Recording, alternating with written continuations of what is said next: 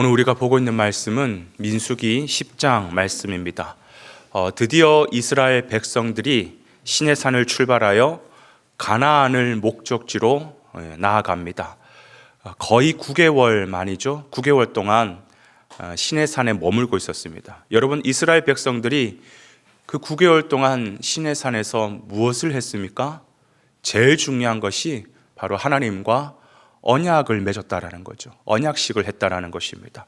그 언약의 증표로 주신 것이 바로 율법이고, 또 내가 너와 함께 거하겠다라고 하는 어떤 보이는 성막을 지어라 라고 말씀을 하셨던 거죠.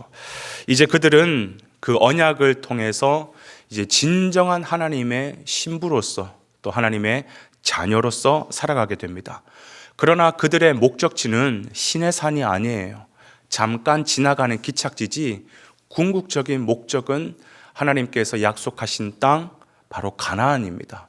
그렇기 때문에 시내산이 너무 귀한 곳이기는 하지만 계속 거기에 머물러 있을 수는 없는 것이에요. 약속의 땅 가나안 향해 광야로 나아가야 됩니다. 여러분, 우리의 삶도 마찬가지예요. 그리스도인들은 매일 광야와 같은 과정을 통해서 하늘 가나안으로 한 걸음씩 한 걸음씩 나아가고 있는 것이죠. 우리가 잘 알고 있듯이 광야는 굉장히 힘들고 어려운 곳입니다. 그러나 분명한 것은 그 광야를 통해야만 가나안 땅에 들어갈 수 있는 것이죠. 다시 말하면 우리의 신앙 여정을 잘 통과해야만 하나님이 약속하신 천국으로 우리를 인도하실 것이고 들어갈 수가 있는 것입니다.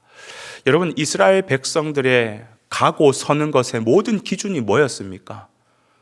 그 하나님의 임재의 구름, 그 쉐카나의 구름이 모든 앉고 서고 가고 멈추고의 기준이라는 것입니다. 그 하나님의 임재의 구름이 친히 그들의 걸음걸음을 인도해 주시더라는 겁니다. 우리는 오늘 이 말씀을 통해서 하나님께서 오늘 우리의 삶도 어떻게 인도하시는지 볼 수 있어야 되는 것이죠. 오늘 우리 본문은 세 가지 차원에서 말씀하고 있는데요. 첫 번째는 하나님은 험한 우리의 인생 여정 가운데서 쉴 만한 안식을 주신다라는 거예요. 쉴 만한 안식을 주신다. 33절에 보니까 언약궤가 3일 길을 앞서가서, 이스라엘 백성보다 3일 길을 앞서가서 쉴 만한 곳을 찾았다라고 얘기하고 있습니다. 여러분, 광야는 아무것도 없습니다. 허허벌판이에요. 물도 없습니다.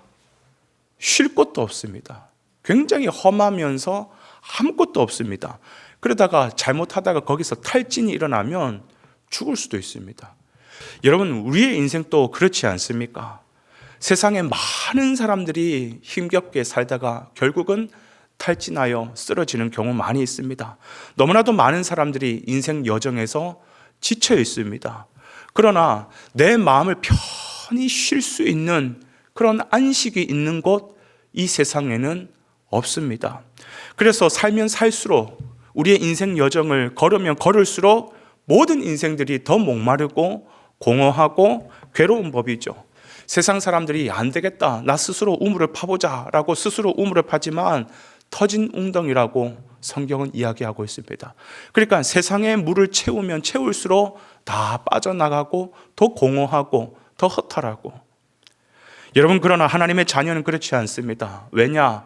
그 험한 광야를 간다 할지라도 우리 주님이 선한 목자 되시기 때문에 우리 인생 가운데 어디에 푸른 풀밭이 있고 맑은 시냇물이 있는지 다 아시는 분이거든요. 3일 길을 앞서 가셔가지고 우리에게 안식이 될 만한, 쉴 만한 곳을 찾아주시는 분이라고 말하고 있거든요. 그러니까 두렵지 않습니다. 심지어 시편에서는 뭐라고 얘기하냐면 그 주님, 선한 목자 되신 주님과 함께 가는 길이라면 사망의 음침한 골짜기도 두렵지 않다라는 거예요.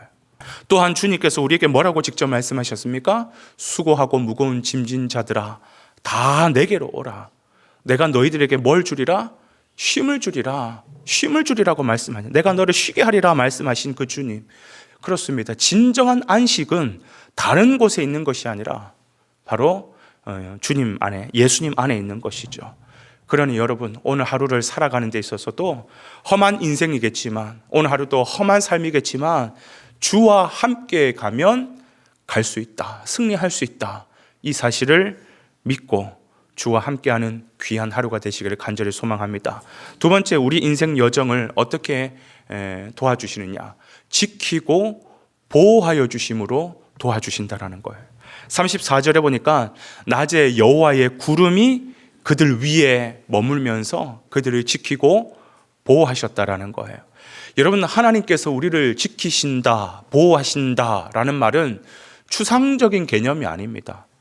실제로 이 광야의 뜨거운 대낮에 자결하는 그 태양으로부터 이스라엘 백성들을 지키고 보호하여 주셨어요. 이것을 시편에서는 어떻게 표현하고 있냐면 주의 날개 그늘 아래라는 표현을 쓰잖아요.